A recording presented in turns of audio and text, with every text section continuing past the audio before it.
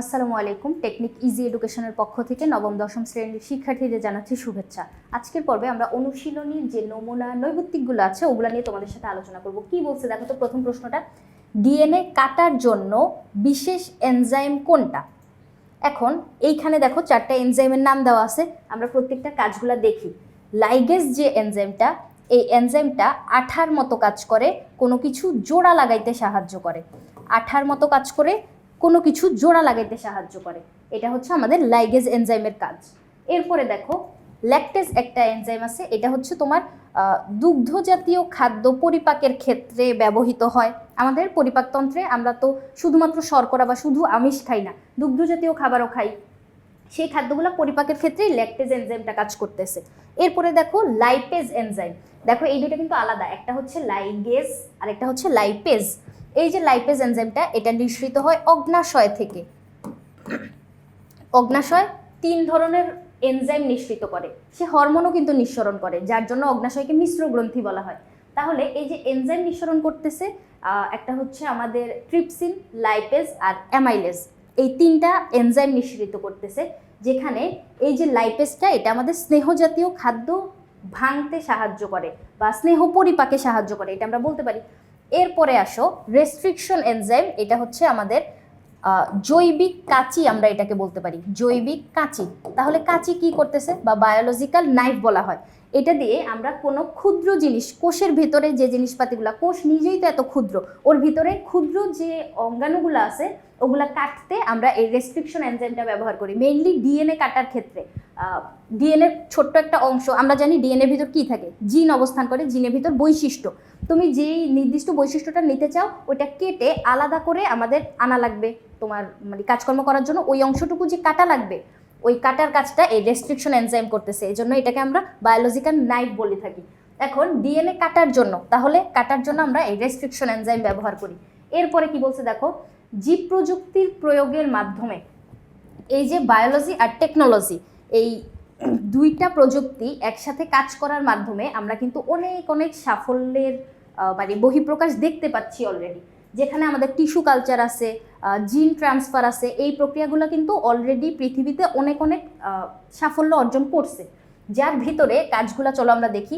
উদ্ভিদের উন্নত আর রোগমুক্ত জাত উদ্ভাবন করা যায়। ইয়েস, এই যে আমাদের জিনোম ট্রান্সফারের মাধ্যমে আমরা কিন্তু উন্নত জাত আবিষ্কার করতে পারি।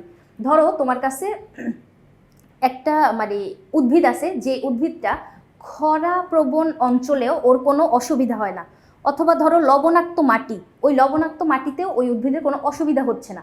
সেক্ষেত্রে এরকম জিনগুলা আমরা যখন অন্য উদ্ভিদের ভিতর দিয়ে দিব, যেখানে তোমার অনেক বেশি ফলন হবে, অথবা রোগ জীবাণু ভাইরাস আক্রমণ করতে পারবে না, এরকম জিন যদি আমরা কোনো একটা উদ্ভিদের ভিতর দিয়ে দিতে পারি, সেক্ষেত্রে কিন্তু আমরা নতুন বৈশিষ্ট্য সমৃদ্ধ উদ্ভিদ আবিষ্কার করতে পারলাম।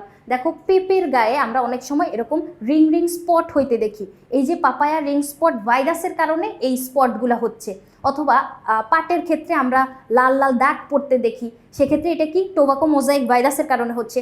এই যে ভাইরাস প্রতিরোধী জাত কিন্তু আমরা আবিষ্কার করতে পারি এই জিনোম ট্রান্সফারের মাধ্যমে। উন্নত একটা জিন আমরা যদি অনুন্নত উদ্ভিদের ভিতর দিয়ে দিই, সেক্ষেত্রে অনুন্নত উদ্ভিদের যে পরবর্তী জাতটা তৈরি হবে, আমরা দেখব যে এই সমস্যাগুলো থেকে তখন মানে ওই উদ্ভিদটা মোকাবেলা করতে পারতেছে এরকম। তাহলে উন্নত জাত আর রোগমুক্ত জাত আমরা উদ্ভাবন করতে পারতেছি জিন প্রযুক্তির মাধ্যমে, জীব প্রযুক্তির মাধ্যমে। ইয়েস, এটা তাহলে সঠিক। নিয়ন্ত্রিতভাবে স্বল্প সময়ে জেনেটিক্যালি মডিফাইড জীব উৎপাদন করা যায়। হ্যাঁ, নিয়ন্ত্রিতভাবে কিভাবে আমি বলি। ধরো আমার কাছে 2 পাল ভেড়া আছে, এই পাশের যে ভেড়াগুলা, ওদের পশম অনেক বেশি ঘন হয়, অনেক মানে ওই পশমের গুণগত মান অনেক বেশি, যার জন্য আমি যখন এই পশমগুলা বিক্রি করতেছি, পশম দিয়ে কিন্তু আমরা জানি ওই যে মাফলার, কার্ডিগান এগুলো তৈরি করা যায়। সেক্ষেত্রে এই দিকের ভেড়াগুলোর পশম আমি অনেক চড়া দামে বিক্রি করতে পারতেছি। আমার এই পাশে আরেক পাল ভেড়া আছে যাদের পশমগুলো একটুও ভালো হয় না, মানে গুণগত মান এতটা ভালো না, যার জন্য আমি এগুলা চড়া দামে বিক্রি করতে পারতেছি না। আমি মনে মনে ভাবলাম, ইস কত ভালো হইতো যদি আমার এই পাশের ভেড়াগুলাও এরকম পশম আমাকে মানে সাপ্লাই দিতে পারতো। সেক্ষেত্রে এই যে তোমার কল্পনাটা, এটা কিন্তু এখন আমরা বাস্তবে রূপান্তর করতে পারবো। এই যে জীব প্রযুক্তির প্রয়োগ করে আমি ওই ভেড়াগুলোর কাছ থেকে উন্নত যে বৈশিষ্ট্যটা, যেই জিনের কারণে ওরা এরকম সুন্দর পশমের অধিকারী, ওই জিনটা নিয়ে আমি অনুন্নত ভেড়াদের ভিতর দিয়ে দিলাম। এরপরে যে নতুন জীবটা তৈরি হবে, মানে ওই ভেড়াগুলো তো এখন আর আগের মতো নাই, নতুন হয়ে গেছে না, নতুন বৈশিষ্ট্য সম্পন্ন, ওই নতুন বৈশিষ্ট্য সম্পন্ন জীবটাকে আমরা বলবো হচ্ছে জেনেটিক্যালি মডিফাইড জীব অথবা জিএমও, ট্রান্সজেনিক জীবও বলা যায়। যেই নামে বলো মানে কথা হচ্ছে একই, যে ওরা এখন উন্নত বৈশিষ্ট্য সম্পন্ন হয়ে গেছে। উন্নত বৈশিষ্ট্য সম্পন্ন ওই যে ভেড়াগুলা আমি কিভাবে করলাম, এটা নিয়ন্ত্রিতভাবে আমার একটা প্ল্যান না যে আমি ওদের কাছ থেকে জিনটা নিয়ে এখানে দিয়ে দিব, তারপর ওরাও উন্নত বৈশিষ্ট্যের পশমধারী হয়ে যাবে এবং আমি চওড়া দামে এগুলো বিক্রি করতে পারবো। তাহলে এই যে নিয়ন্ত্রিতভাবে স্বল্প সময়ের ভিতরেই কিন্তু আমি কাজটা করে ফেলতে পারি। তাহলে এই যে জেনেটিক্যালি মডিফাইড জীব উৎপন্ন করা যাচ্ছে, কিভাবে আমি করতে পারতেছি এই কাজগুলো জীব প্রযুক্তির মাধ্যমে, তাহলে আমি এই অপশনটাকেও সঠিক বলতে পারবো। এরপরে জীবনঘাতী রোগের ঔষধ এবং প্রতিষেধক তৈরি করা যায়। ইয়েস, আমরা কিন্তু এই জিন ট্রান্সফার করার মাধ্যমে ইনসুলিন তৈরি করতে পারি, বামনত্ব রোগের ঔষধ তৈরি করতে পারতেছি। তাহলে বিভিন্ন প্রতিষেধক এবং ঔষধ আমরা কিন্তু এই জীব প্রযুক্তি ব্যবহার করে তৈরি মানে অলরেডি কিন্তু এখানে আমরা সফলতা অর্জন করছি। এবং ক্যান্সারের জন্য তোমরা জানো যে ক্যান্সারের কোনো চিকিৎসা নাই বা কোনো ঔষধ নাই, ক্যান্সারের জন্য ঔষধও কিন্তু আবিষ্কার হওয়ার মানে প্রসেস চলতেছে। সেক্ষেত্রে আমরা এই 3 নম্বর অপশনটাকেও এখানে সঠিক বলতে পারবো। তাহলে নিচের কোনটি সঠিক? তাহলে 1, 2, 3 আমাদের 3টাই এখানে সঠিক। ঘ নাম্বারটা হবে এখানে উত্তর, এখানে আমাদের ঘ নাম্বারটা। এরপরে আসো, দেখো একটা উদ্দীপক দেওয়া আছে, উদ্দীপক পড়ে আমাদের 3 আর 4 নম্বর প্রশ্নের উত্তর দেওয়া লাগবে। কি বলছে উদ্দীপকে? অনুরাধা তার বন্ধুর বাড়িতে গিয়ে খুবই ভালো জাতের একটি বেল গাছের সন্ধান পেল। সে হুবহু একই বৈশিষ্ট্যের চারা উৎপাদনের জন্য গাছটির পার্শ্বমুকুল নিয়ে এলো। তাহলে দেখো উন্নত বৈশিষ্ট্য, এই যে ভালো বৈশিষ্ট্যগুলো বা উন্নত বৈশিষ্ট্যগুলো আমরা চাইলেই এখন ট্রান্সফার করতে পারি। কিভাবে? জীব প্রযুক্তির বদৌলতে। এখন সে হুবহু একই বৈশিষ্ট্যের চারা উৎপাদনের জন্য, মানে তার হচ্ছে বন্ধুর কাছে ওই বেল গাছটা দেখে মনে হইলো যে আমারও যদি এরকম একটা বেল গাছ থাকতো, সেক্ষেত্রে সে হুবহু ওই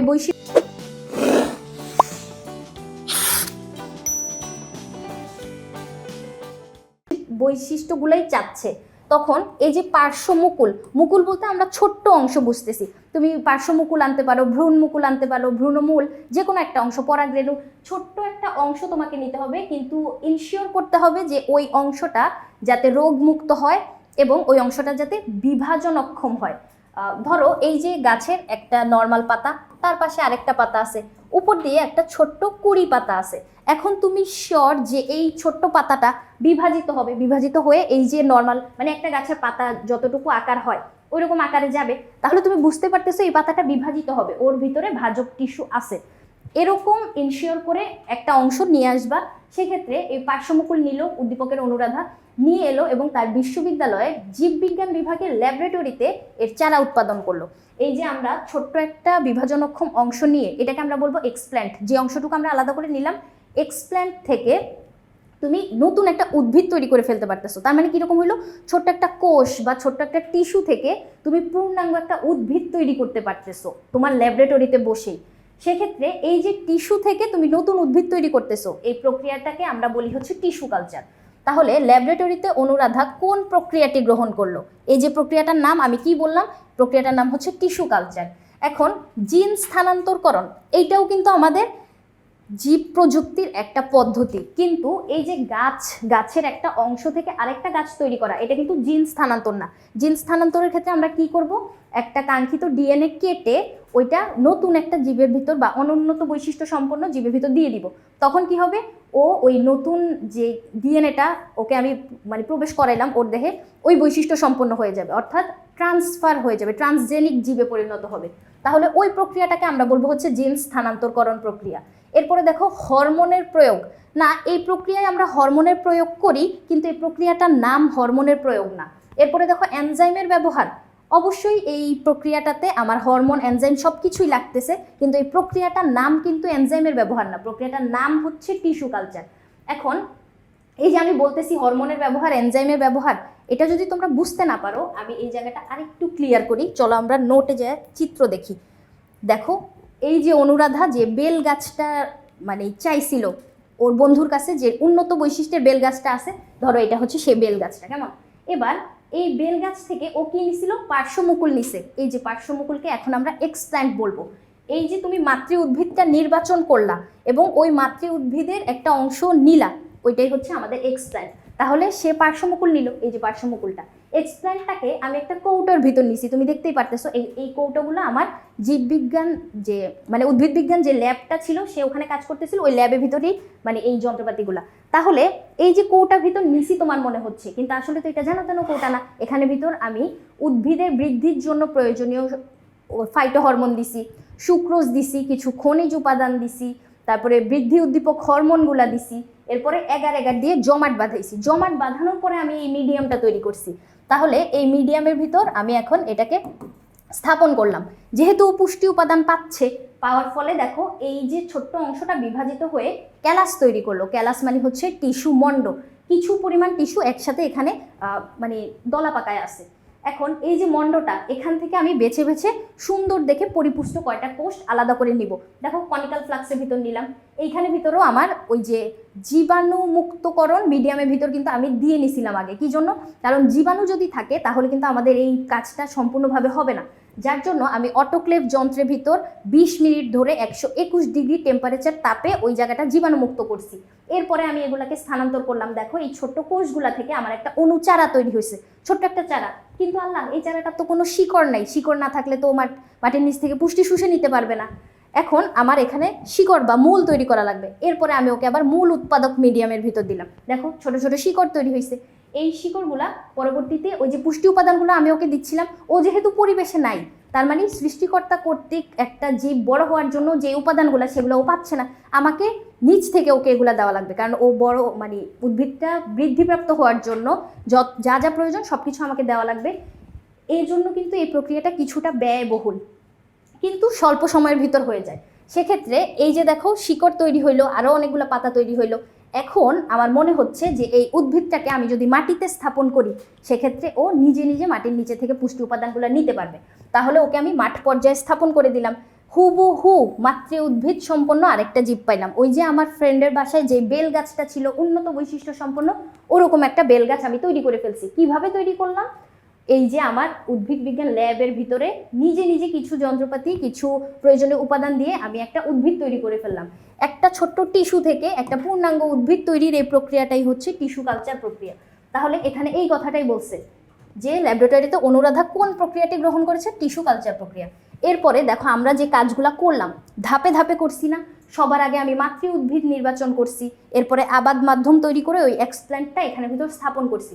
এখন ল্যাবরেটরিতে অনুরাধার অনুসরণকৃত কার্যক্রমের ক্রমানুযায়ী ধাপ, তার মানে কিভাবে ধাপে ধাপে আমি কাজটা করব, ওই ধাপগুলো এখানে বর্ণনা করা লাগবে। অবশ্যই যে কোনো কাজ করার জন্য আমাদের একটা পরিকল্পনা বা একটা ধাপ অনুসরণ করা লাগে। এই ক্ষেত্রেও টিস্যু কালচারের ক্ষেত্রেও ব্যতিক্রম না। চলো আমরা দেখি। প্রথমে আবাদ মাধ্যম তৈরি করব, হ্যাঁ ঠিক আছে করলাম। এক্সপ্ল্যান্ট স্থাপন, হ্যাঁ করব। তারপরে এক্সপ্ল্যান্ট স্থাপনের পরেই তো অনুচারা তৈরি হয়ে যায় নাই, এখানে তো ক্যালাস তৈরি হওয়ার কথা ছিল। তাহলে ক নাম্বার অপশনটা আমরা বাদ দিয়ে দিব, কারণ এখানে ফ্লোচারটা তোমার মিলল না। এরপরে আসো, আবাদ মাধ্যম তৈরি করব, হ্যাঁ করলাম। অনুচারা উৎপাদন হয়ে যাবে না?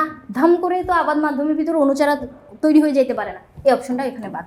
তারপরেরটায় আসো, মাতৃ উদ্ভিদ নির্বাচন করব, ইয়েস অফকোর্স সবার আগে মাতৃ উদ্ভিদ নির্বাচন করব।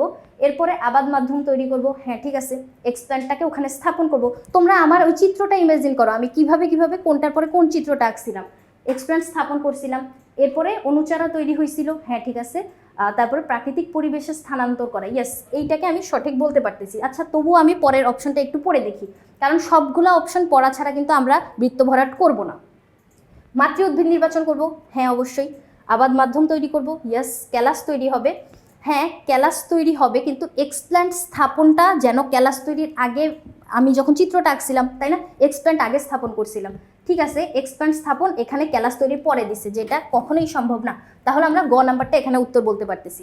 এখন তুমি দেখো, আমি যখন এই নৈবত্তিকগুলো সমাধান করলাম, এইখানটায় একটা প্রশ্নের একটা উত্তর আছে, এটা সবাই জানে যে 4টা অপশনের ভিতর থেকে একটা উত্তর আছে। কিন্তু আমি তো তোমাকে চাইলেই এখানে একটা প্রশ্নের একটা উত্তর পড়ায় নিচে প্রশ্নটায় চলে যেতে পারতাম। ডিএনএ কাটার জন্য কোন এনজাইম লাগে আমি বলে দিতে পারতাম, রেস্ট্রিকশন এনজাইম, আমি পরেরটায় চলে যেতে পারতাম। কিন্তু আমি কি করছি দেখো তো, এই লাইগেজ এনজাইমটা কি কাজ করে, লাইপেজ এনজাইম কি করে, তারপর ল্যাকটেজ এনজাইম কি করে, সবগুলার কাজ তোমাকে বলে দিছি, যাতে এই প্রশ্নটা যদি ঘুরায় পেঁচায় দেয় অথবা এই বাকি অপশনগুলো দিয়ে যদি কখনো প্রশ্ন আসে, সেক্ষেত্রে যাতে তুমি অ্যান্সার করতে পারো। এখন আমি প্রেফার করব, আমি তো তোমাকে এই 4টা সমাধান করাই দিলাম, তুমি যখন সেলফ অ্যানালাইসিস করতে যাবা বা সেলফ অ্যাসেসমেন্টে যখন বসবা, সেক্ষেত্রে এভাবে করে এমসিকিউটা সমাধান করিও, যে বাকি 3টা অপশনকে অবহেলা করার দরকার নেই, ওরা উত্তর না এটা ভেবে যে তুমি নিচেরটা চলে যাবা এরকম না, ওদেরকে নিয়েও একটু নলেজ গ্যাদার করার চেষ্টা করো। এক্ষেত্রে এমসিকিউ প্রিপারেশনটা তোমার জন্য মানে একদম সুন্দর হবে বলে আমি মনে করতেছি। তাহলে আজকের পর্ব এই পর্যন্তই, পরবর্তী পর্ব দেখার আমন্ত্রণ রইল। ধন্যবাদ সবাইকে।